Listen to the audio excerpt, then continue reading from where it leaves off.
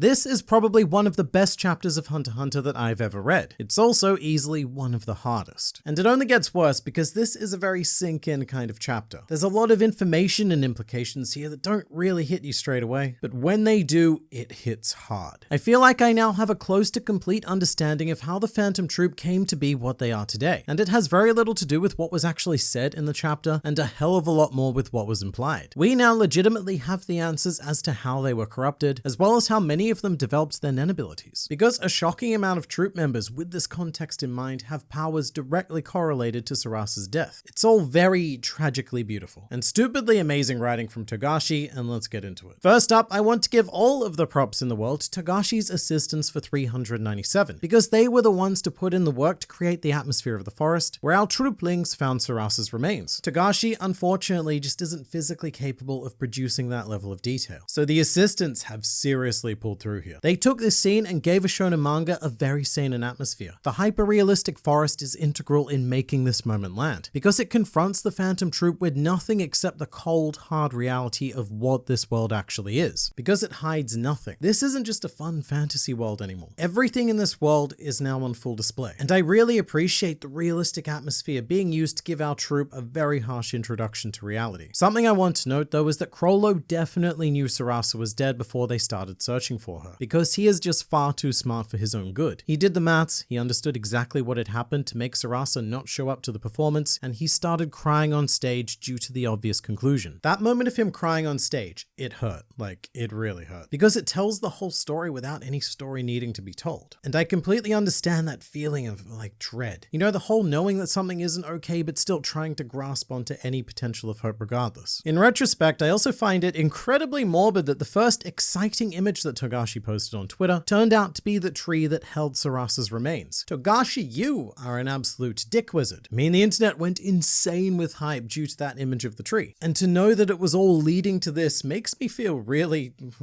kind of stained. Because I retweeted that damn tree and now just, what have I done? The message accompanying Sarasa's body is something that I don't think will ever be revealed to us. It's written in a gibberish language that I don't think is meant to be understood, at least not by the readers. However, if I had to guess, it would be a detailed description of everything the killers did to Sarasa. At the moment, I can't think of any other reason why Crollo would refuse to tell everyone else what it says. And since the killers are just so proud of their work, I think it does make sense they would want the details as well known as possible. And this is one of those sink-in moments. Because it's not until later in the chapter when you see all of the evidence collected in the plastic bags, which includes at least 7 different kinds of knives, all stained with Sarasa's blood. Like, this is legitimately sickening. The killers left the murder implements behind on purpose. They did so that whoever found the body knew in excruciating detail exactly what happened, who it happened to, and exactly how it happened. It was probably one of the worst possible ways to die imaginable. Back to the note though, as soon as I saw it, I immediately thought of the note that the troop left at the site of the Kurta massacre, which again is quite a sickening thought. A lot of this chapter is about sickening thoughts, but the troop definitely used this experience with Sarasa and adopted a lot of the features of this event for their own future use, which is one step towards understanding the modern Phantom Troop, because Crollo's plan ends up being to turn Meteor City into a safe haven for the world's worst criminals, to entice Sarasa's killers into revealing themselves. In a metaphorical sense, Crollo is creating a spider web for them to get stuck in, and in this case that's particularly appropriate, taking into account the internet web that was developing. And I just want to dwell on this for a second, because the impact of this did not hit me at first, but when it did, I felt physically ill. Essentially, what Crollo is proposing is the creation of a cinema where the killers would be enticed to showcase the murder of Sarasa that they filmed. Kind of like a really twisted version of what the kids were doing with the Cleanup Ranger episodes. Whether that's a physical or a digital cinema, I don't know, but it also doesn't really matter, because here's the key implication. In their quest to find Sarasa's killers, the Phantom Troop would have had to watch countless snuff films, because this would have attracted the entire underworld. In search of this one tape, the Phantom Troop would have had to go through hundreds, perhaps even thousands of videos of real people being murdered, which I think very satisfactorily explains how they became so desensitized to murder and death, and in some cases probably even learned from the tapes, like how Phaeton became such an expert in torture. And then you think back to stuff like York New City, when Gon asks Crollo, hey, how can you just kill people who have nothing to do with you? And Crollo doesn't really give an answer. In fact, he says that he struggles to convey it verbally, because it has never been conveyed to him or by him verbally. It all just developed due to this repeated exposure to murder via these videotapes in increasingly brutal and creative ways, to the point where killing itself has become become practically mundane. I do think we still have at least one more step before we understand the motive of the Curta massacre. Currently, all I can think of is that their killing was essential to build the reputation of Meteor City as a criminal haven where anything goes, because hey, it's pretty difficult to commit a crime larger than genocide. Plus, there's also the whole aspect of body part collecting, which probably does have a bit of a crossover with the